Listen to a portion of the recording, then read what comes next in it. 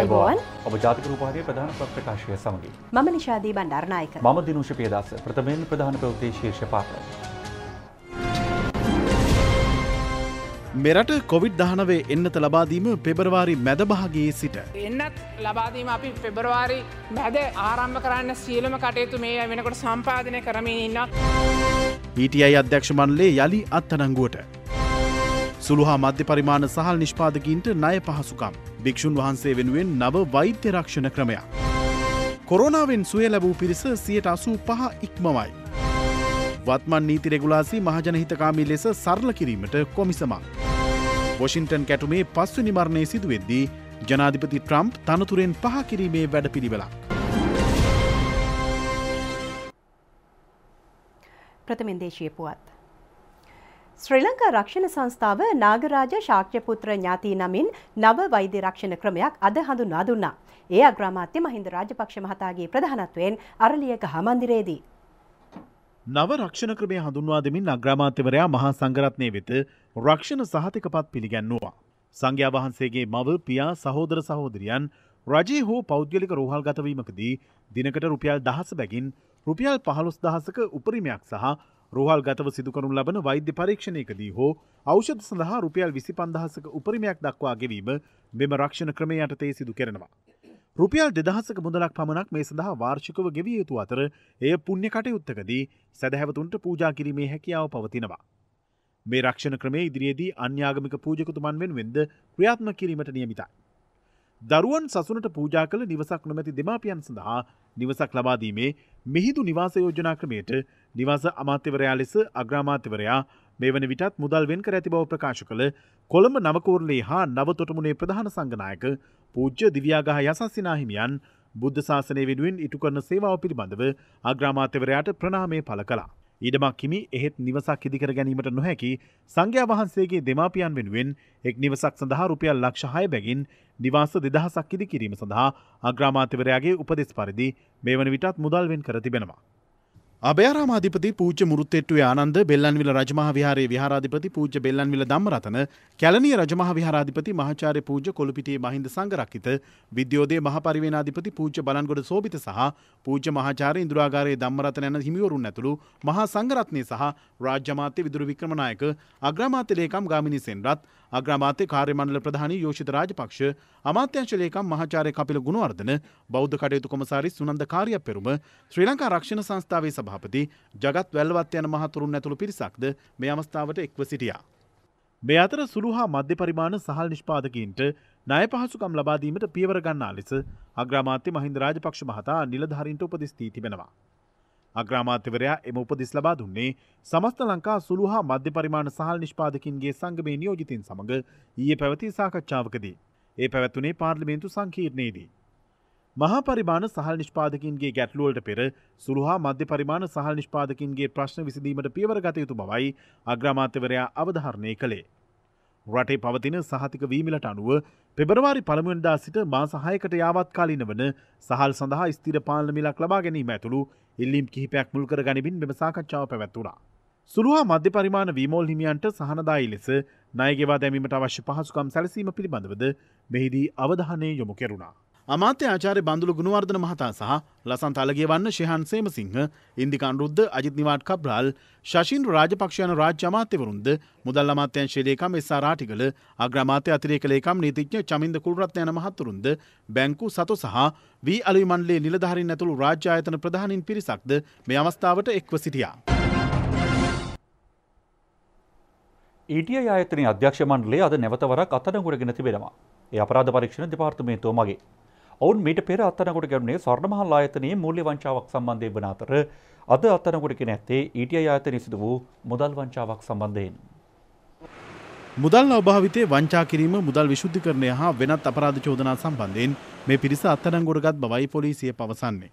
අපරාධ පරීක්ෂණ දෙපාර්තමේන්තුව මේ වන විට නාලක එදිරිසිංහ, ජීවක එදිරිසිංහ, අංජලි එදිරිසිංහ සහ අසංක එදිරිසිංහ යන සැකකරුවන් රඳවාගෙන ප්‍රශ්න කෙරෙමින් පවතින අතර ඔවුන් අධිකරණය හමුවට ඉදිරිපත් කිරීමට නියමිතයි. දණ්ඩ නීති සංග්‍රහයේ 386, 389, 403 වගන්තින් යටතේ දඬුවම් ලැබිය යුතු සහ 2011 අංක 40 දන්න පනතින් සංශෝධිත 2006 අංක 5 දරන මුදල් විශුද්ධිකරණය වැළැක්වීම පනතේ 3 එක වගන්තිය යටතේ දඬුවම් ලැබිය යුතු සංඥ වැරදි සිදු කර ඇති බවට සාක්ෂි ඉදිරිපත් වී ඇති බවට ගරු නීතිපතිතුමා විසින් නිරීක්ෂණය කරන ලදී. එබැවින් එම වරදවල් සිදු කිරීම සම්බන්ධයෙන් විශ්වසනීය තොරතුරු ඉදිරිපත් වීමේ පදනම මත ඉහත නම් සඳහන් තැනැත්තන් සැකකරුවන් වශයෙන් නම් කර අපරාධ නඩු විධාන සංග්‍රහය පනතේ ප්‍රතිපාදනයන්ට අනුව ඔවුන්ගේ ප්‍රකාශ සටහන් කර නිසි අධිකරණ බලය ඇති මහේස්ත්‍රාත් අධිකරණයට කරුණු වාර්තා කර සැකකරුවන් අධිකරණය හමුවට ඉදිරිපත් කරන ලෙසට ගරු නීතිපතිවරයා විසින් අද දින පොලිස්පතිවරයාට උපදෙස් ලබා දෙන ලදී. COVID-19 රෝගයේ වැළඳී පූර්ණ සුවය ලැබූ පිරිස 40,317 දක්වා ඉහළ ගොස් තිබෙනවා. සුවය ලැබූ තවත් 656 දෙනෙකු රෝහල් වලින් අද පිටව ගියා. කෑගල්ල COVID-19 ප්‍රතිකාර මධ්‍යස්ථානවල සිටි තවත් 27 දෙනෙකු සුවය ලබා අද පිටව ගිය බව කෑගල්ල මහරෝහලේ අධ්‍යක්ෂ වෛද්‍ය මිහිරි ප්‍රියංගනී මහත්මිය පවසනවා. ඔවුන් කොළඹ ගම්පහ සහ කෑගල්ල යන ප්‍රදේශවල පදිංචිකරුවන්. මේ මාස ආරම්භයේ සිට අද දක්වා COVID-19 රෝගයේ වැළඳුණු 4988 දෙනෙකු පූර්ණ සුවය ලබා රෝහල් වලින් පිටව ගොස් තිබෙනවා. රෝගයෙන් සුවය ලබා මේ දක්වා දිනක් තුල පිටව ගිය වැඩිම පිරිස වාර්තා වූයේ ඉකුත් පළමුවෙනි දිනයි. එම සංඛ්‍යාව 826ක්. සුවය ලබා අද පිටව ගිය පිරිසට 656 දෙනෙකු ඇතුළත්. COVID-19 රෝගයේ වැළඳී පූර්ණ සුවය ලැබූ පිරිසේ ප්‍රතිශතය 85.73 දක්වා ඉහළ ගොස් තිබෙනවා. 40317 දෙනෙකු ඊට අයත්. 13.8ක පිරිසක් තවදුරටත් ප්‍රතිකාර ලබමින් සිටින අතර එම පිරිස 6492ක්. මෙරටින් COVID-19 රෝගයේ වැළඳුණු තවත් 251 දෙනෙකු අද හඳුනා ගනු ලැබුවා. ඔවුන් සියලු දෙනාම පෑලියගොඩ කොවිඩ් පොකුරාශ්‍රිතව වාර්තා වූ රෝගීන්ගේ සමීපතමයින්. PCR පරීක්ෂණ 15041ක් ඊයේ සිදු කෙරුණා. මෙරට මෙතෙක් සිදු කර ඇති PCR පරීක්ෂණ සංඛ්‍යාව 13,62,649ක්. යම් ආකාරයකට රෝගී වැඩි වීලා දැන් එක්තරා ප්‍රමාණයකට අඩුවීමක් තියෙනවා. මේක සම්පූර්ණ අඩුවීමක්ද කියන එක මම 100%ක් දැම්ම අපිට කියන්න අමාරුයි. නමුත් අපි දන්නවා මේ අඩුවීමට සාපේක්ෂව අපිට කොහෙත්ම PCR පරීක්ෂණ කරන සංඛ්‍යාවට සමපාතව මේක සිද්ධ වෙන බවක් අපිට කියන්න බෑ. 15000ක් පමණ කරන පරීක්ෂණ වලින් විශාලම ප්‍රතිශතයක් අපි කියන්නේ අපි ඉලක්කගත පරීක්ෂණ. ඒ කියන්නේ ආශ්‍රිතයෙන් හඹා යමින් කරන පරීක්ෂණ. මොකද ඒ අයට මූලිකත්වය දෙන්න ඕන නිසා අපි ආශ්‍රිතයෙන් හඹා යමින් තමා කරන ඒවා. එතකොට එසේ කරද්දීත් හමුවන්නේ මේ ප්‍රතිශතය නම් අහඹ පරීක්ෂණයකදී මීට වඩා වැඩි ප්‍රතිශතයකින් හමු වීමට තියෙන ඉඩකඩ අඩුයි. ඒ වගේම පාදුක්ක ගලගෙදර නැගෙනහිර ග්‍රාම සේවා වසමෙන් COVID-19 තවත් රෝගීන් 7 දෙනෙකු හඳුනාගෙන තිබෙනවා. ඔවුන්ගේ ආශ්‍රිතයින් ස්වයං නිරෝධායනයට යොමු කර ඇති බව පාදුක්ක සෞඛ්‍ය වෛද්‍ය නිලධාරී දුමිත්‍ර කහංගම් මහතා සඳහන් කළා. පාදුක්ක සෞඛ්‍ය වෛද්‍ය නිලධාරී කොට්ටාසෙන් මෙතෙක් හඳුනාගෙන ඇති COVID-19 රෝගීන් සංඛ්‍යාව 139ක්. කදුරුවෙල් නගරයේ ආශ්‍රිත වාර්තා වූ COVID-19 රෝගීන්ගේ ආශ්‍රිතයන් 49 දෙනෙකු ඊයේ ස්වයං නිරෝධායනයට යොමු කෙරුණා. 60 දෙනෙකු PCR පරීක්ෂණ වලට ලක් කර තිබෙනවා. කදුරුවෙල් නගරයට පනවන ලද සංචරණ සීමා තවදුරටත් ක්‍රියාත්මකයි. කෑගල්ල නගරයේ ඊයේ අහඹු ලෙස තෝරා ගැනු 60 දෙනෙකු සම්බන්ධ රැපිඩ් ඇන්ටිජන් පරීක්ෂණ සිදු කෙරුණා. එහිදී COVID-19 රෝගීන් 11 දෙනෙකු හඳුනාගෙන තිබෙනවා. ඔවුන් එම ප්‍රදේශයේ පෞද්ගලික මූල්‍ය සමාගමක සේවකයින් බවයි වාර්තා වන්නේ. එම සමාගමේ තවත් පිරිසකගේ පරීක්ෂණ ඉකුත් 6 වෙනි දින කෑගල්ල මහරෝහලේදී සිදු කර තිබෙනවා. එහිදී රෝගීන් 10 දෙනෙකු වාර්තා වීමත් සමග ඔවුන්ගේ ආශ්‍රිතයන් මෙලෙස අහඹු ලෙස රැපිඩ් පරීක්ෂණ සඳහා යොමු කර ඇති බවයි වාර්තා වන්නේ. පන්නල ගිරිවුල්ල මුම්මාන සහ වෑත්තෑව යන ග්‍රාම සේවා වසම්වල සිදු කෙරුණු අහඹු PCR පරීක්ෂණවලදී COVID-19 රෝගීන් 26 දෙනෙකු හඳුනාගෙන තිබෙනවා. ඒ අනුව අදාළ ප්‍රදේශවලට ඇතුළු වන මාර්ග වසා දමා සංචලන සීමා පනවා ඇති බව පන්නල සෞඛ්‍ය වෛද්‍ය නිලධාරී කාර්යාලය සඳහන් කළා. රෝගීන්ගේ ආශ්‍රිතයන් ස්වයං නිරෝධායනයට යොමු කරනු ලැබ සිටිනවා. වවුනියාව නගරයේ ආශ්‍රිතව COVID-19 රෝගීන් 55 දෙනෙකු හඳුනා ගනු ලැබුවා. වවුනියාව දිස්ත්‍රික් ලේකම් SM සමන් බඳුලසේන මහතා සඳහන් කළේ ඒ අනුව මේ ප්‍රදේශයේ සහ වෙළන්සැල් වසා දැමීමට පියවරගත් බවයි. කෑගල්ල පොලිස් ස්ථානයේ නිලධාරීන් 5 දෙනෙකුට COVID-19 රෝගය වැළඳී ඇති බවට හඳුනාගෙන තිබෙනවා. පොලිස් නිලධාරියෙකුගේ බිරිඳකටද රෝගය වැළඳී ඇති බවයි සෞඛ්‍යාංශ පවසන්නේ. කෑගල්ල මහරෝහලේ රසායනාගාර ශිල්පියෙකු සහ ඔහුගේ පවුලේ සමාජිකයන්ටද COVID-19 රෝගය වැළඳී ඇති බවට වාර්තා වුණා. අම්බලන්තොට තැපැල් කාර්යාලයේ සේවකයෙකුටද COVID-19 රෝගය වැළඳී ඇති බවට තහවුරු වී තිබෙනවා. ඒ අනුව තැපැල් කාර්යාලයේ తాවකාලිකව වසා දැමුණා. අදාළ සේවකයාගේ ආශ්‍රිතයන් වන 16 දෙනෙකු ස්වයං නිරෝධායනයට යොමු කරනු ලැබ සිටිනවා. මේ අතර විශ්වවිද්‍යාල ප්‍රතිපාදන කොමිෂන් සභාව తాවකාලිකව වසා දැමීමට පියවර ගැනුණා. ඒම කොමිෂන් සභාව ආශ්‍රිතව COVID-19 රෝගියෙකු වාර්තා වීම හේතුවෙන්. රාජ්‍ය අමාත්‍ය දයාසිරි ජයසේකර මහතාටද COVID-19 රෝගය වැළඳී ඇති බව වාර්තා වනවා. ඔහු මේ වන විට හික්කඩුව ප්‍රදේශයේ කොවිඩ් ප්‍රතිකාර මධ්‍යස්ථානයක් වෙත යොමු කර ඇති බවයි වාර්තා වන්නේ. කොවිඩ්-19 වසංගත තත්ත්වයේ සමග රට තුළ දෛනික කටයුතු ක්‍රියාත්මක කිරීමේදී සෞඛ්‍ය මාර්ගෝපදේශ නිසි පරිදි ක්‍රියාත්මක කළ යුතු බව සෞඛ්‍ය බලධාරීන් අමාත්‍ය පවිත්‍රා වන්‍යාරච්චි මහත්මියට පෙන්වා දුන්නා. ඒ සෞඛ්‍ය අමාත්‍යාංශය අද පැවති කොවිඩ්-19 සඳහා වූ ක්‍රියාකාරී හා සමාලෝචන කමිටු රැස්වීමේදී සංචාරක කර්මාන්තයේ නගා සිටුවීම අරමුණින් විදේශ සංචාරකයන් මෙරට ගෙන්වීමේදී සෞඛ්‍ය අමාත්‍යාංශය ලබා දෙන මාර්ගෝපදේශ ඒ අයුරින්ම ක්‍රියාත්මක කිරීමේ අවශ්‍යතාව අමාත්‍යාංශ නිලධාරීන් විසින් පෙන්වා දෙනු ලැබුවා. ත්‍රිවිධ හමුදාව සහ පොලිසිය කොවිඩ් මර්ධන වැඩපිළිවෙල ශක්තිමත් කිරීමට දක්වන දායකත්වයේ අනෙකුත් සියලුම රාජ්‍ය හා පෞද්ගලික ආයතන විසින්ද ලබා දිය යුතු බවත් එම සියලු ආයතන සෞඛ්‍ය අමාත්‍යාංශය හා එක්ව එකම කණ්ඩායමක් ලෙස කටයුතු කිරීම තුළින් වසංගත තත්ත්වයේ මෙරටින් තුරන් කිරීමට හැකියාව ලැබෙන බවත් මෙහිදී ප්‍රකාශ කෙරුණා. ප්‍රතිකාර මධ්‍යස්ථාන වලින් බැහැර කෙරෙන අපද්‍රව්‍ය DCL යොදා පිරිපහදු කොට මලාපවාහන පද්ධති මගින් පමණක් බැහැර කෙරෙන බැවින් නොයෙකුත් පිරිස් ගෙන යන දුර්මතවලට නොරැවටෙන ලෙස සෞඛ්‍ය අමාත්‍යාංශය ජනතාවගෙන් ඉල්ලා සිටිනවා. මේ අතර වෛද්‍ය උපදෙස්වලට අනුගතව ලබන 25 වෙනිදා සිට උපකාරක පන්ති යලි ආරම්භ කිරීමට නියමිතයි. ඉස්සෙල්ලා පටන් ගන්න 6 ඉඳන් 11ට ඊට පස්සේ 1 ඉඳන් 5ට ක්‍රමක්‍රමයෙන් ඉදිරියට යන අතරේ සතිය 2-3ක් ගියයින් පස්සේ උපකාරක පන්ති පටන් ගන්න කියලා. ඉතින් මම දකිනවා ඒක බොහොම සාධාරණ යුක්ති සහගත වැඩපිළිවෙලක් කියලා. ඒ නිසා තමයි අපි කිව්වේ ජනවාරි 25 වෙනිදා මේවා පටන් ගන්නවා අත්නෝමතික ලෙස නෙවෙයි වගකීමෙන් තොරව නෙවෙයි වෛද්‍ය උපදෙස් වලට යටත්ව. බස්නාහිර පළාත හුදකලා කර ඇති ප්‍රදේශ සහ වැඩි අවදානම් සහිත ප්‍රදේශ හැර සෙසු පළාත් හා ප්‍රදේශවල පෙර පාසල් සහ ප්‍රාථමික පන්ති ලබන 11 වෙනිදා සිට යලි ආරම්භීමටද පියවරගෙන තිබෙනවා. අපිට තවදුරටත් පෙර පාසල් වහගෙන දරුවන්ට මේ පෙර පාසල් විවෘත නොකර ඉන්න බෑ. සීළු දෙනත් එක්ක එකතු වෙලා අවසානයේ අපි යම් තීන්දුවකට ආවා 11 වෙනිදා වෙනකොට මේ පෙර පාසල් සහ ප්‍රාථමික පන්ති ආරම්භ කරන්න අවශ්‍ය කරන පරිසරය නිර්මාණය කළ යුතුයි කියන මට්ටමට අපි යම් තීන්දුවක් ගත්තා. විශේෂයෙන්ම දෙමව්පියන්ගෙන් ඉල්ලා සිටිනවා අනිසි බියක් තියාගන්න එපා. මේ අතර තාවකාලිකව අත්හිටුවා තිබූ සමත මණ්ඩල කටයුතු අවදානම් කලා පැහැර දිවෙන පුරා සෙසු ප්‍රදේශවල හෙට සිට යලි ආරම්භ කරන බව අධික අමාත්‍යාංශය සඳහන් කළා. ඕස්ට්‍රේලියාවේ මෙල්බන් නුවර සිටි ශ්‍රී ලාංකිකයන් 162 දෙනෙකු මාතල රාජපක්ෂ ජාත්‍යන්තර ගුවන්තොටුපළෙන් අද අලුයම දිවයිනට පැමිණියා. ඔවුන් ගුවන්තොටුපළ පරිශ්‍රයේදීම PCR පරීක්ෂණ වලට ලක් කර නිරෝධායනයට යොමු කෙරුණා. අද උදේ 6න් අවසන් වූ පැය 24 තුළ බස්නාහිර පළාතෙන් පිටත ප්‍රදේශවල සෞඛ්‍ය ආරක්ෂිත ක්‍රමවේද නොසලකා හැර සිටි 28 දෙනෙකු අත්අඩංගුවටගෙන තිබෙනවා. එම කාල සීමාවේ බස්නාහිර පළාත තුළ අත්අඩංගුවටගෙන ඇති පිරිස 377 දෙනෙක්. ඉන් 220 දෙනෙකු රැපිඩ් ඇන්ටිජන් පරීක්ෂණ වලට යොමු කර ඇති අතර ඔවුන්ගෙන් 30 දෙනෙකුට COVID-19 රෝගය වැළඳී ඇති බවට තහවුරු වුණා. මීට අමතරව බස්නාහිර පළාතේ මාළු ලෑලි ආශ්‍රිතව සිදු කරන ලද පරීක්ෂාවන් ඊයේ දිනේදී සිදු කර තිබෙනවා. මෙම මාළු ලෑලි ආශ්‍රිතව 453 දෙනෙක් සඳහා සිදු කරපු රැපිඩ් ඇන්ටිජන් පරීක්ෂණ වලින් 30 දෙනෙක් කොවිඩ් ආසාදිතින් බවට හඳුනාගෙන තියෙනවා. මේ මෙහෙයුමත් තවදුරටත් ක්‍රියාත්මක වෙනවා. මාළු ලෑලි, එළවලු ලෑලි, සතිපොළ ආර්ථික මධ්‍යස්ථාන ආශ්‍රිතවයි බස්නාහිර පළාතේ මේ මෙහෙයුම ක්‍රියාත්මක වෙන්නේ. COVID-19 රෝගයේ වැළඳුණු තවත් 273 දෙනෙකු මෙරටින් වාර්තා වී ඇති බව රජයේ ප්‍රවෘත්ති දෙපාර්තමේන්තුව පවසනවා. ඔවුන් සියලු දෙනාම පෑලියගොඩ කොවිඩ් පොකුර ආශ්‍රිතව වාර්තා වූ රෝගීන්ගේ සමීපතමයින්. මෙරට COVID-19ට එන්නත් ලබා දීම ලබන මාස මැද භාගයේ සිට ක්‍රියාත්මක කරන බව රාජ්‍ය අමාත්‍ය සුදර්ශනී ප්‍රනන්දුපුල්ලේ මහත්මිය අද පාර්ලිමේන්තුවේදී ප්‍රකාශ කළා. ඊට අවශ්‍ය මූල්‍ය ප්‍රතිපාදන ලබා ගැනීම සඳහා ජනාධිපතිතුමාගේ පූර්ණ අනුමැතිය ලැබී තිබෙනවා. රටේ වත්මන් තත්ත්වය අද පාර්ලිමේන්තුවේදී විවාදයට ගැනුණා.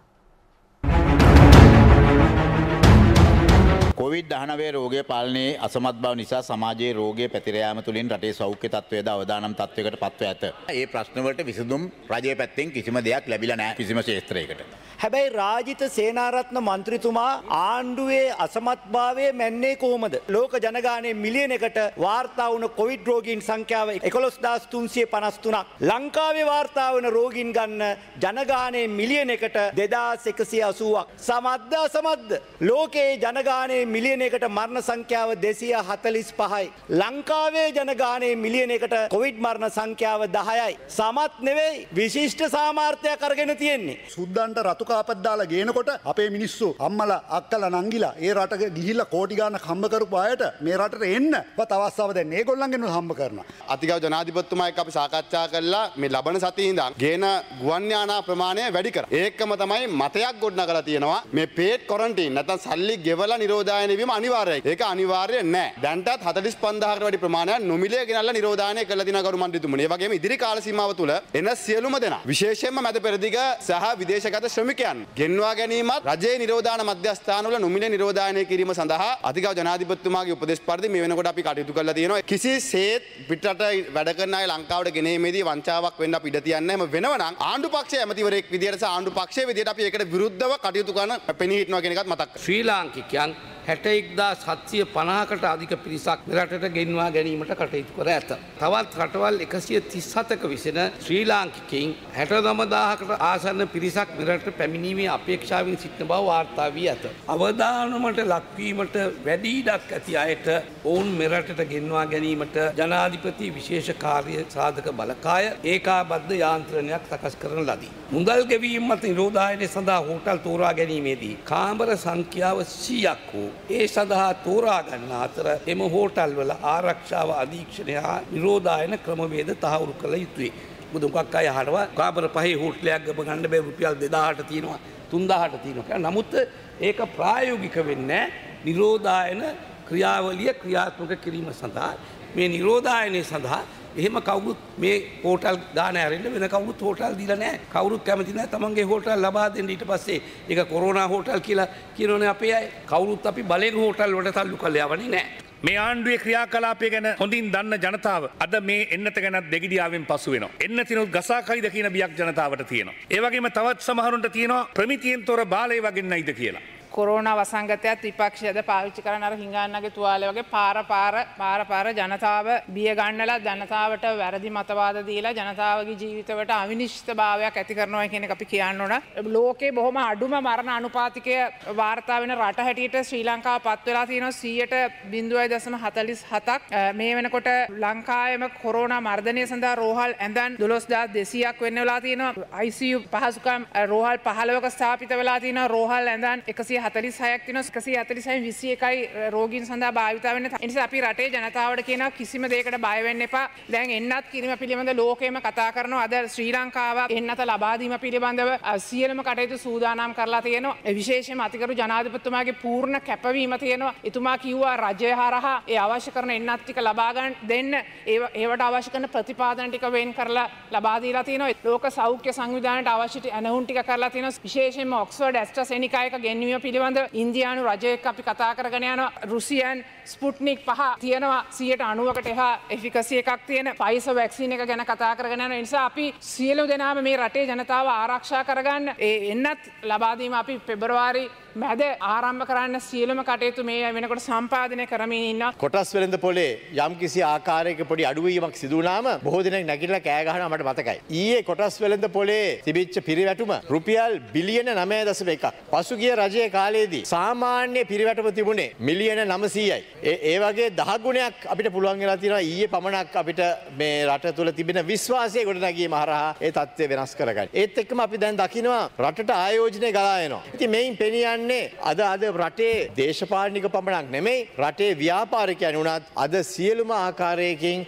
Tamanගේ විශ්වාසනීයභාවය වැඩි කරගෙන තියෙනවා. ඉතින් මූර්ත ආර්ථිකයට ඉතාමත් හොඳ කටයුත්තක් ඒක. ඉදිකිරීම ඉතාමත් ඉක්මනින් කෙරෙගෙන යනවා. අපි දැක්කා පොලි අනුපාතය පසුගිය මාස 6-7 තුලදී ක්‍රමක්‍රමයෙන් අඩු වෙලා අද ඉතාමත්ම අඩු තත්ත්වයකට අවිලා තියෙනවා. ඕනම කෙනෙකුට Tamanගේ බිස්නස් එක කරන්න පුළුවන් වෙන තත්ත්වයක්.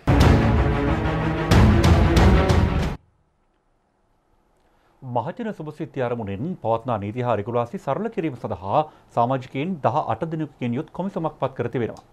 ඒ සිදු කරනු ලැබ ඇත්තේ ජනාධිපති ගෝඨාභය රාජපක්ෂ මැතිතුමා විසින්. ජනාධිපති ප්‍රධාන උපදේශක ලලිත් වීරතුංග හා ජෝන් කීල් සමූහයේ සභාපති ක්‍රිෂාන් බාලේන්ද්‍ර යන මහත්වරු කොමිසමේ සම සභාපතිත්වය හොබවනවා. එහි ලේකම්දුරයට පත් කරන ලැබ ඇත්තේ අමාත්‍යාංශ විශ්‍රාමික ලේකම් GS විතානගේ මහතායි. ආයෝජන හා ඉදිකිරීම් ක්ෂේත්‍ර ප්‍රමුඛ සියලු ක්ෂේත්‍රවලට අදාළව දැනට නිකුත් කර ඇති චක්‍රලේඛ උපදෙස් අවසර පත්‍ර හා බලපත්‍ර නිකුත් කිරීමේ ක්‍රමවේදය සහ අනුමත කිරීමේ පටිපාටිය රාජ්‍ය මූල්‍ය හා බදු ආදායම් සම්බන්ධ සියලු නීති රෙගුලාසි සහ ඒවා පැනවීමට බලපෑ කරුණු කෙරෙහිද අවධානය යොමු කරමින් පූර්ණ සමාලෝචනයකට ලක් කිරීම කොමිසමට පැවරී ඇති එක් කාර්යභාරයක්. දැනට පවතින චක්‍රලේඛ උපදෙස් නීති රෙගුලාසි සරල කළ හැකි ක්ෂේත්‍ර හඳුනා ගැනීම හා එසේ සරල කිරීමට හා නවීකරණයට අවශ්‍ය උපදෙස් නිකුත් කිරීමද ඊට අයත්. ජාතික පළාත් සභා හා පළාත් පාලන ආයතන මට්ටමින් විවිධ අනුමති කිරීම අවසර දීම් හා බලපත්‍ර නිකුත් කිරීම ක්‍රියාවලිය හේතුවෙන් ක්‍රියාවලි ද්වීකරණය සිදු වී තිබේදැයි අධ්‍යයනය කොට එවැනි ක්‍රියාවලි සුදුසු පරිදි සංශෝධනයද කොමිසමට පැවරෙන තවත් කාර්යයක්. මේ සඳහා කොමිසමට දින 90ක කාලයක් ලබා දී තිබෙනවා. ජනාධිපති මාධ්‍යංශයේ පවසන්නේ සිය කාර්යභාරය ක්‍රියාත්මක කිරීම සඳහා අවශ්‍යතාව පරිදි අදාළ ආයතන වෙත උපදෙස් දීමේ බලය කොමිසම සතු වන බවයි. දිවයිනේ ඇතැම් ප්‍රදේශවල පැතිර යමින් පවතින ගව වෛරස් රෝගය පිළිබඳව සොයා බැලීමට අද 7 දෙනෙකුගේ නියුත් කමිටුවක් පත් කෙරුණා.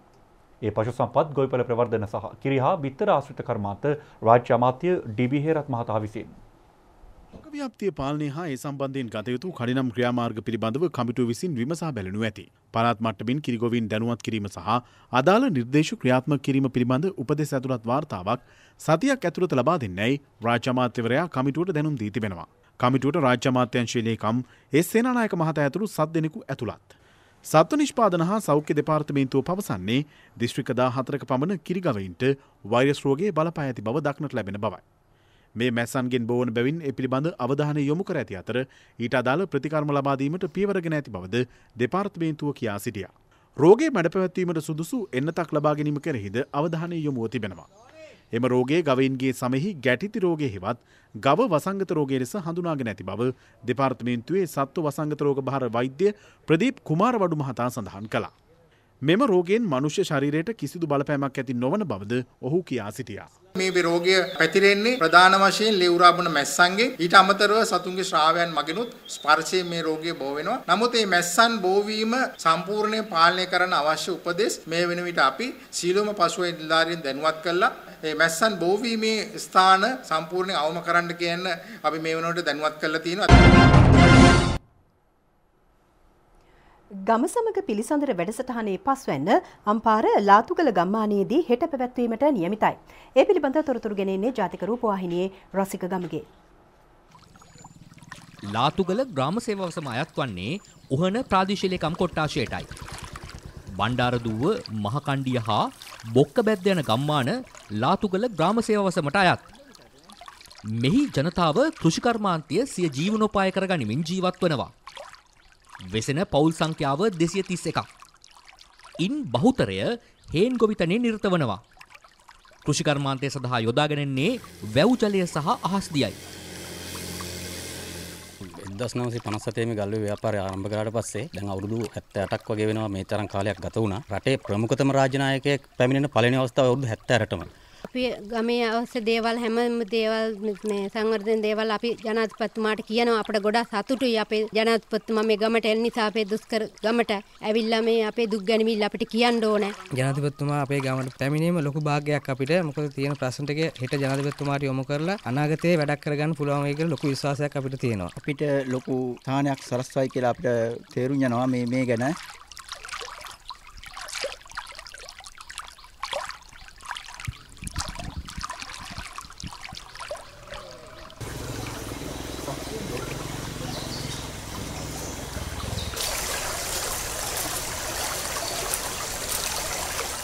ගම සමග පිළිසඳර වැඩසටහන් මාලාවේ 5 වන වැඩසටහන තමයි හෙට ලාතුගලදී ආරම්භ වීමට නියමිතව තිබෙන්නේ. වැඩසටහන හෙට පෙරවරු 10ට ලාතුගල විද්‍යාලයේදී ආරම්භ කිරීමට නියමිතයි. ජාතික රූපවාහිනියේ රසික ගමගේ ලාතුගල සිට.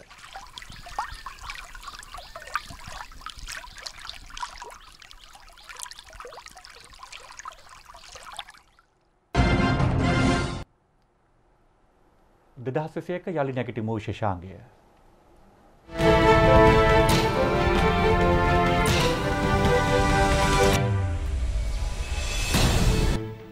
කොරෝනා වසංගතය පැතිරීමේ අවදානම වැඩි අවස්ථාවක් තමයි බොහෝ දෙනා එක්රොක් වීම. ක්‍රොක් වීම අවම කර ගැනීමට අපේ රැකියාවලදී අපි උත්සාහ ගන්න ඕනේ. විශේෂයෙන්ම දුරස්ත ක්‍රම භාවිතා කරමින්, ඔන්ලයින් තාක්ෂණය භාවිතා කරමින් සෞන්දර්ය කලා ආයතනත් Tamanගේ රැකියා කටයුතු අපහසුවෙන් උවත් ආරම්භ කරලම අපි දැක්කා. ඉතින් මේ ඉතා හොඳ ප්‍රවණතාවයක්, සෞඛ්‍ය සම්පන්න ප්‍රවණතාවයක්.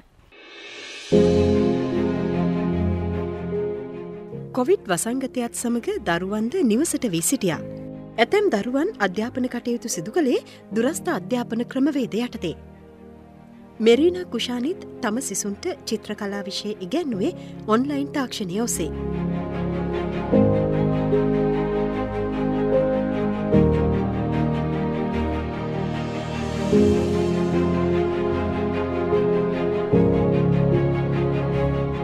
නව තාක්ෂණය භාවිත කිරීමට හුරුවීම නිසා කොවිඩ් වසංගත සමයේත් කිසිදු ගැටලුවකින් තොරව ඇයගේ සිසු දරුවන් චිත්‍රකලාව ඉගෙන ගන්නවා.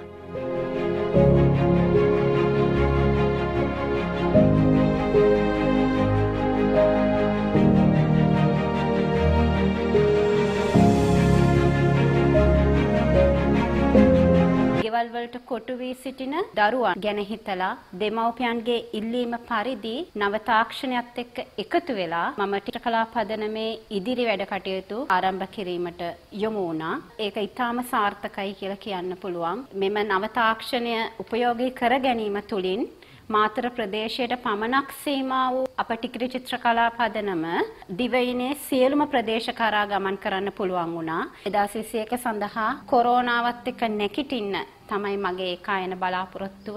ගෙවල් වලට වෙලා ඉන්නේ නැතුව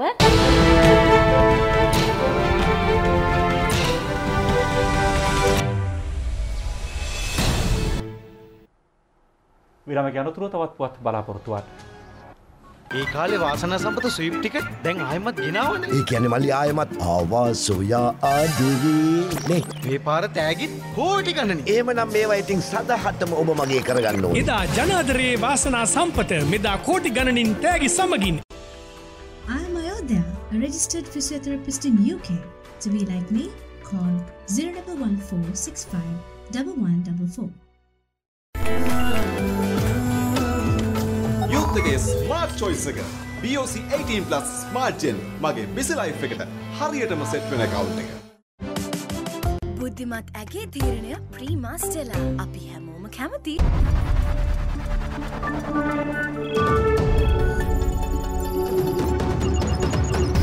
ශ්‍රී ලංකා ටෙලිකොම් සහ මොබිටෙල් සේවා එක්තැන්ව SLT මොබිටෙල් ලෙසින් අලුත් ගමනක. SLT මොබිටෙල් එකම එක සබැඳියාව. ඔබ වගේ හොඳ මිනිසුන් වාසනාවන්තයන් කරන්නයි ජාතික සම්පත. ඔබයි රටේ වාසනාව. යලිත බුරුපානි පුවත් සමගින්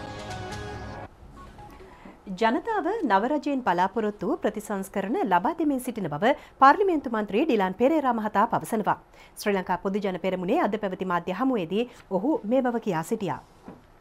පහුගිය ආණ්ඩු කාලේ නීතිය ක්‍රියාත්මක වුණේ අධිකරණයෙන් නෙමෙයිනේ. නඩුව හැව්වේ අර්ලියගහ මන්ත්‍රී. මෑත්තා ඉතිහාසයේ අවුරුදු 5කට පස්සේ අධිකරණ ක්ෂේත්‍රයේ හිටපු ඒ නියමිත ජ්‍යෙෂ්ඨත්වයේ තියෙන සියලුම විනිශ්චයකාරවරුන්ට සුප්‍රීම උසාවියට අභියාචන අධිකරණයට යන්න අවස්ථාව ලැබුණේ වර්තමාන අධිකරණ ඇමතිතුමා අලි සබ්රි මන්ත්‍රීතුමා ශ්‍රේෂ්ඨ අධිකරණයේ සහ අභියාචන අධිකරණයේ විනිශ්චයකාරුන් ප්‍රමාණය වැඩි කිරීම හරහා තමයි සාධාරණ ඉෂ්ටු. නැත්තම් අර ස්වාධීන කොමිෂන් සභාව හරහා පත් උනේ ජ්‍යෙෂ්ඨ අය නෙමෙයි. ටෙලිෆෝන් එකෙන් කියලා Tamanට ඕන නඩු තීන්දුව දෙන අය. ඒ නිසා නීතියේ ආධිපත්‍යය ආරක්ෂා කරනවා. අධිකරණයේ ස්වාධීනත්වය ආරක්ෂා කරනවා කියන එක. එතුමා සිස්ටම් චේන්ජ් එකට මුල පෙරුවා. එතුමා කිව්වා මෙතෙක් කාල අර හුරු පුරුදු ජනාධිපතිතුමාගේ පින්තූරේ අමාත්‍යාංශ වල එල්ලන එක බෝඩ් එක ගන්න නවත්තන්න. සිස්ටම් චේන්ජ් එකක් ඒක. එතුමා කිව්වා ඡන්ද කරනකොට පෝස්ටර් ගහන එක නවත්තන්න. අපි පෝස්ටර් ගහන එක නවත්තනකොට මේ රටේ ඉන්න කොල්ලෝ තාප්පවල පින්තූර ලස්සන පින්තූර ඇඳ පරිසරය ආරක්ෂා කරන්න. සිස්ටම් චේන්ජ් එකක්. ජනාධිපතිතුමා ගාව හිටපු පෞද්ගලික කාර්යම 2500 300 අඩු කරා. සිස්ටම් චේන්ජ් එකක්. දැන් මේ රටවිරෝ අපි මාර්තු මාසෙ ඉඳලා ගත්තාම මේ COVID-19 වසංගතේ මුහුණ දීලා පහුගිය මාස කිහිපය තුල 61000ක් මේ රටට ගෙනත් තියෙනවා. 61000ක් ගෙනාවට පස්සේ තමයි මේ ඉතුරු 60000 ගේන්න කියලා මේ කට්ටිය පිකටින් කරන්නේ. ඉතින් මං හිතන්නේ මේ රටේ විපක්ෂය කල්පනා කරන විදිය විපක්ෂය වැඩ කරන විදිය දිහා බලපුවාම එතුමා කියන විදිහට අපි අද පටන් ගත්තා නම් එතුමාගේ පිකටින් එකෙන් පස්සේ පටන් ගත්තා නම් අපිට 1,20,000ක් 1,30,000ක් රටවිරෝ ගෙන්නන්න පටන් ගන්න වෙන්නේ. ඉතින් ඒක නිසා ඔවුන් කල්පනා කරන විදිය ගැන විපක්ෂය ගැන අපි අමුතුවෙන් ඔබට කියන්න ඕනේ නැහැ. ශ්‍රී ලංකා නිදහස් පක්ෂයේ නිර්මාතෘ දිවංගත අග්‍රාමාත්‍ය SWRD බණ්ඩාරනායක ශ්‍රීමතාණන්ගේ 122 වෙනි ගුණ සැමරුම අදට දී තිබෙනවා.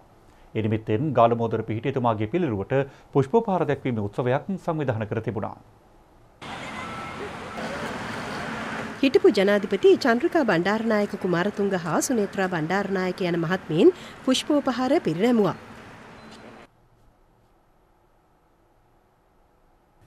හිටපු ජනාධිපති ශ්‍රී ලංකා නිදහස් පක්ෂයේ වත්මන් සභාපති මෛත්‍රීපාල සිරිසේන මහතා ඇතුළු මැති ඇමතිවරුන් හා පක්ෂ සමාජිකයින්ද ගාලු මුවදර පිහිටි බණ්ඩාරනායක පිළිරුවට පුෂ්පෝපහාර පුද කළා.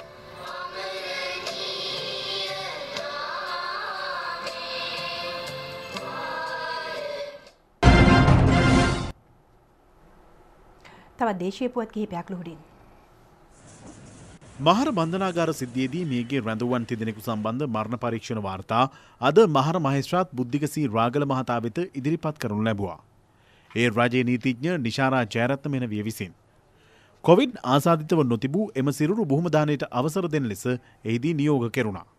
අවසන් කටයුතු රජයේ වියදමින් සිදු කිරීමටත් එම අවස්ථාවට ඥාතීන්ට සහභාගී වීමට හා ආගමික චාරිත්‍ර ඉටු කිරීමටත් ඉඩ ලබා දෙන ලෙසද නියෝග කර තිබෙනවා.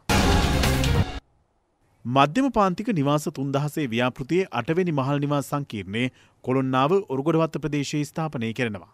එහි ඉදිකිරීම් රාජ්‍ය අමාත්‍ය නාලක ගොඩහේවා මහතාගේ ප්‍රධානත්වයෙන් අද ආරම්භ කෙරුණා. නිවාස ඒකක 440කින් සමාන විත බෙම නිවාස මධ්‍යම පාන්තික වෘත්තීය වේදින් වෙත වසරක් වැනි කෙටි කාලයකදී ලබා දීමට නියමිතයි. මේ මධ්‍යම පාන්තිකයන් සදා සාධන නිවාස තාමත්ම ඉහළ ප්‍රමිතියන්ට අනුව තාමත්ම හොඳ සැලසුම් යටතේ තාමත්ම සාධාරණ මිලකට ලබා දෙනවා. මේවා අර කොළඹ තියෙන සුපිරි නිවාසවල තියෙන ගුණ තත්ත්වෙම තිබෙන නිවාස. නම් මිල තත්ත්වය බැලුවොත් තාමත්ම සාධාරණ මිලකට. මේ සෑම නිවාසයක් සඳහාම ඒ වන විට අයවැයෙන් අනුමත වෙලා තියෙන 6.25 පොලියට ලබා දෙන අවුරුදු 25ක දීර්ඝ කාලීන ණය පහසුකම් ලබා දෙනවා. ඒ වගේම මේ නිවාස සඳහා අත්තිකාරම් මුදල් තාමත්ම සාධාරණ මට්ටමක පවත්වාගෙන යනවා. මධ්‍යම පාන්තික තරුණ වෘත්තිකයන්ට ඒ නිවාස ගන්න පුළුවන් ආකාරය තමයි අපි සියල්ල සැලසුම් කරන්නේ.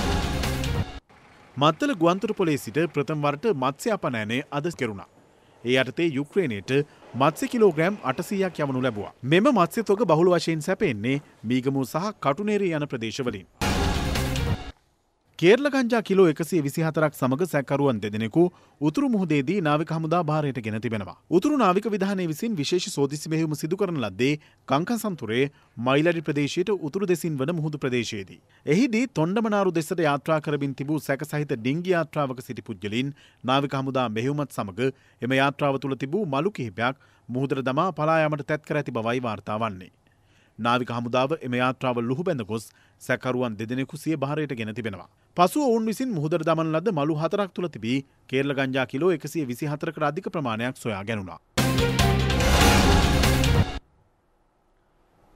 අපවත් වී වදාළ මහවිහාර වාංශික සෝමාපාලි මහනිකායේ උව පාර්ශ්වයේ මහානායක මහෝපාධ්‍යාය පූජ්‍ය අඹේවෙල පඤ්ඤාසාර ස්වාමීන් වහන්සේගේ දේහයට අග්‍රාමාත්‍ය මහින්ද රාජපක්ෂ මහතා අද අවසන් ගෞරව දැක්වුවා.